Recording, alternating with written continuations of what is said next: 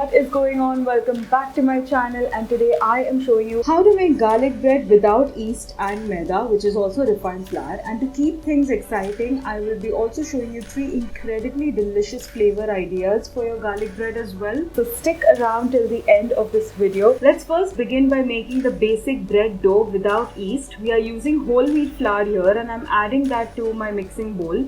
Now in that I will also add some sugar, baking powder and sea salt. After this I'm also going to add some cold pressed coconut oil. You can use absolutely any oil of your choice. And once that's done, I am going to take the dough hook attachment of my stand mixer, and on a slow speed I'm just going to mix this until all the ingredients are well combined. I am using this stand mixer because I film these videos all on my own. So handling the camera and working with the dough can be really difficult. So I'm using a stand mixer, but this is obviously very easily also achieved by just using hands and kneading the dough with your hand. I'm using a spatula to scrape the sides of the bowl so as to combine all the ingredients. And then again on slow to medium speed, I'll just keep mixing this for about 1 to 2 minutes until all the ingredients are combined. You can do this with hand as well. Just use your fingers to mix the oil and the whole wheat flour together with the rest of the ingredients. To this now I'm going to add thick yogurt. I haven't hung the yogurt or anything, but I've not used a lot of watery yogurt. This is home set yogurt. You can use store-bought, but don't add the water that comes with it, just the thick part of the yogurt. Now I've proceeded to add a little bit of milk. So the recipe calls for a certain amount and I've used only half of it at this point, because now what we're going to do is we're going to add some life into this dough. We are not using yeast. So how do we make it nice and soft and bubbly? Well, we do that by adding some baking soda to vinegar. I've used apple cider vinegar. Look at how it starts to bubble up the second you add the soda. This is going to lighten our bread dough. So I added that into my dough mix, and now I'm adding the rest of the milk. I'm going to lower my dough hook attachment and start mixing this again on a medium speed. You can do this by hand all the time. It's the same process. Now once I've done that, I'll also add some water. Now all the quantities that I have used for this basic bread dough and the rest of the recipes that you will be seeing ahead, they're all mentioned in the description box down below, so don't forget to check that out.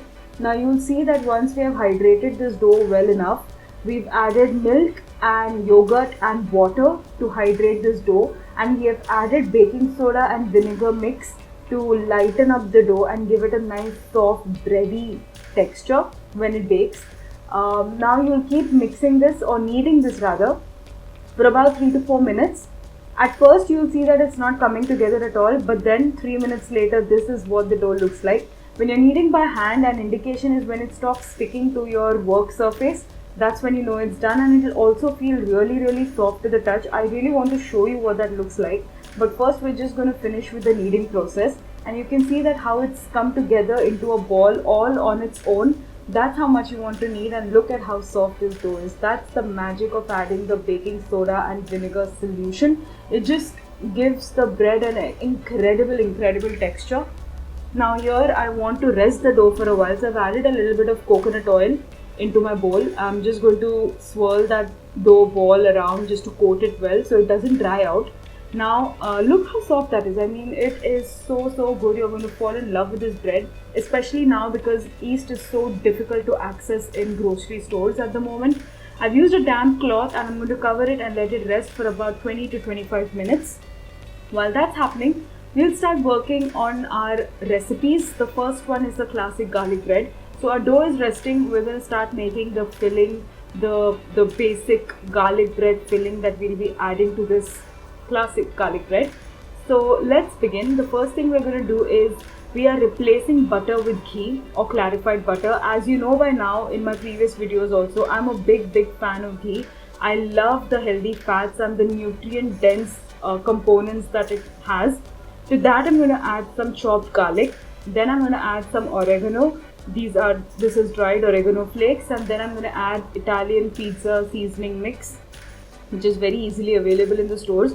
Do check the bottle to make sure there are no additives in this mix, and this mix also had sea salt, so I've not added additional salt. But if your seasoning mix doesn't have salt, don't forget to add a little pinch of salt as well.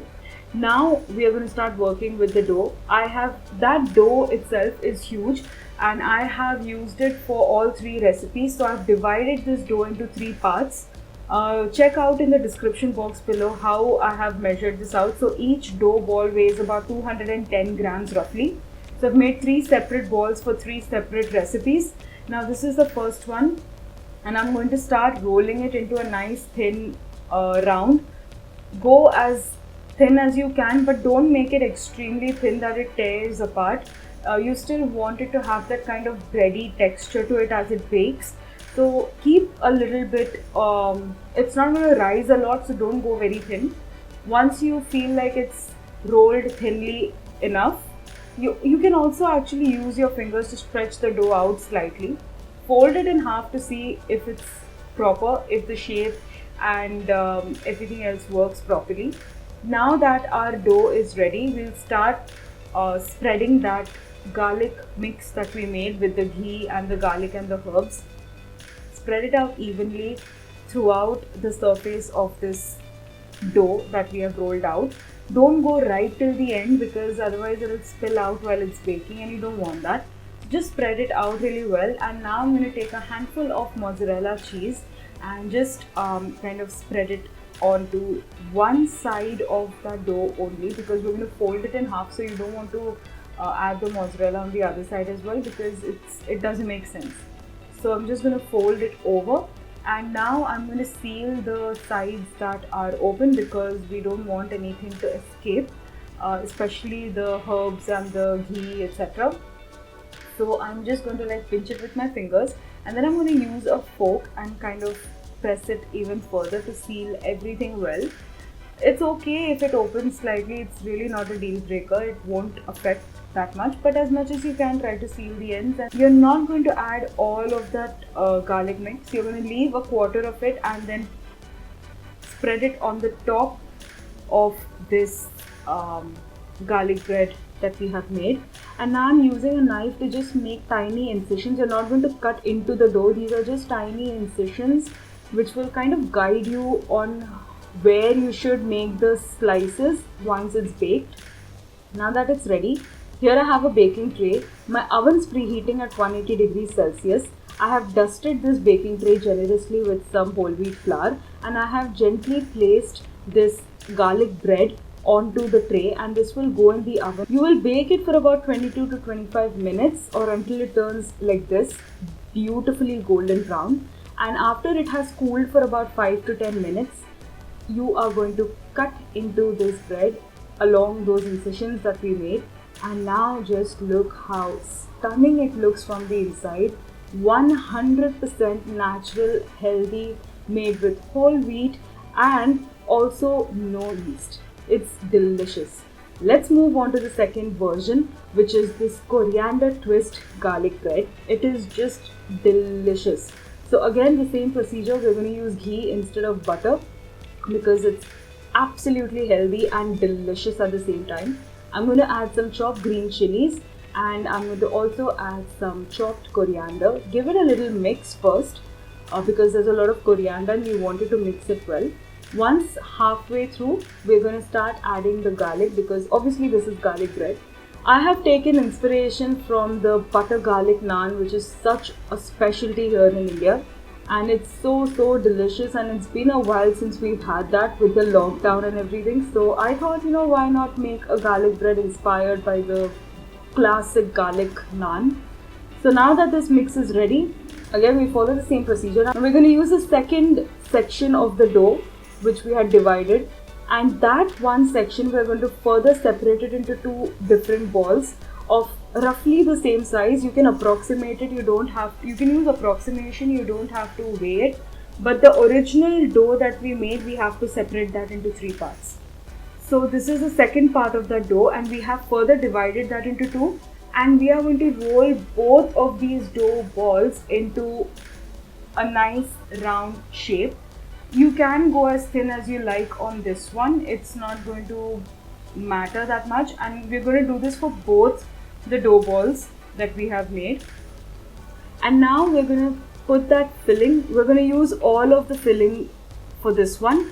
Like for the original, the classic garlic bread, we had reserved about a quarter to put it on top of the surface of the garlic bread. Here, we won't do that. We'll be using the entire mix that we made for this garlic coriander twist. Once we've done that, once we've spread it around evenly, I will also season it with some salt, because remember in the Italian seasoning one, there was already salt in that seasoning mix, but here there wasn't. So I've seasoned it with some sea salt, and now again a generous handful of some mozzarella cheese, and here I'll spread it around throughout the surface of the rolled dough. Don't go towards the end though, because now we'll be covering it with that second piece of dough that we rolled. And now I'm just going to seal the ends. And the thing that we have to do here is kind of like, if you've eaten a paratha before, then it's very similar to this. So we're just going to seal the ends really well. Really seal it shut. And then we're also just going to generously drizzle some flour or whole wheat flour over the surface, and just with the palms of your hands, you're just going to slightly start pressing down firmly, but also being a little gentle at the same time. You don't want to break that dough, you just want to sort of flatten it out and get it as thin as you can without making that dough stick to any surface. You don't want it to stick, because that will tear the dough and you don't want that. So you're going to generously flour the surface. I've used whole wheat flour, and just with the palms of your hand, just gently press along it. Once you've reached the desired consistency, you're just going to make slices, long strips rather. These are like a 1/4 inch or 1/2 inch strips. You can just approximately do this. They don't have to be thick, because then it'll be difficult for you to twist them. Now I'm going to hold the two ends of the dough and just twist them in opposite directions, so it makes like this really nice spiral shape. Very easy to do. Just hold your dough strip at the two ends with your fingers and twist them in opposite directions. They will start to get this kind of spiral shape, which is perfect. And I'm going to do that with the rest of the dough strips. And then I'm going to take my baking tray, sprinkle it generously with flour, and place these a little apart from each other. And then these will go again in an oven preheating at 180 degrees Celsius for about 18 to 20 minutes, or until they turn beautifully golden like this. Now generously drizzle some or sprinkle some coriander leaves, and I've served it with some yogurt to which I have added some black salt, red chili powder and amchur powder. Totally optional, but this is my naan inspired coriander twist garlic bread. Let's move on to the third one, which is the sweet chili garlic bread knots. These are fluffy and gorgeous. These are so delicious, especially if you like the sweet chili and garlic flavor.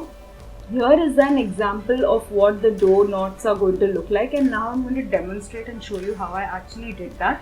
So firstly, the last part of the dough, we are going to divide that into 4 parts. Each part we're going to start rolling into a snake-like structure. We're going to make it really elongated and get it as thin as you can, and to the point where making knots will be possible. So we fold it over each other.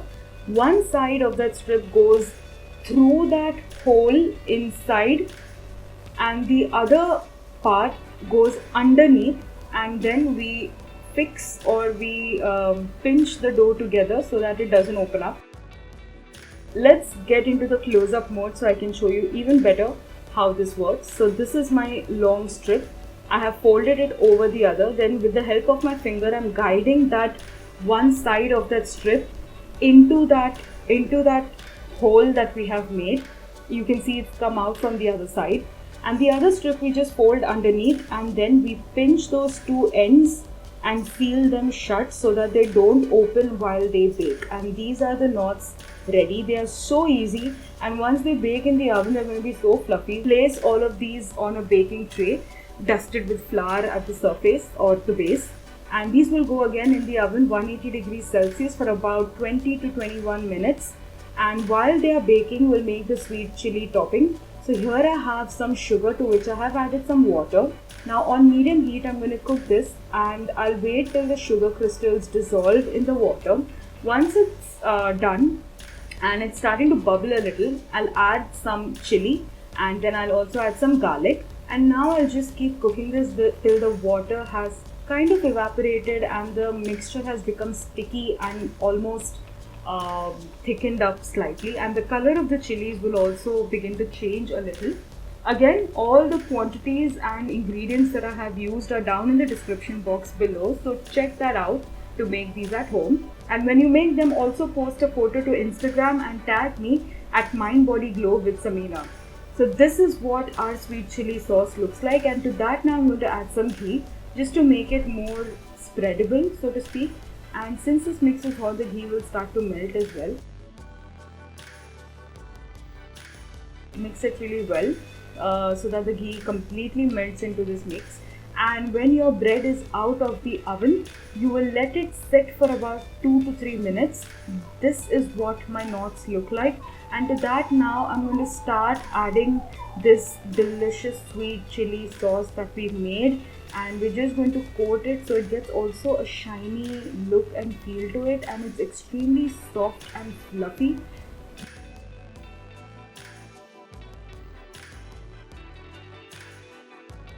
These are my 3 incredible variations of garlic bread made without yeast and without using any kind of refined flour.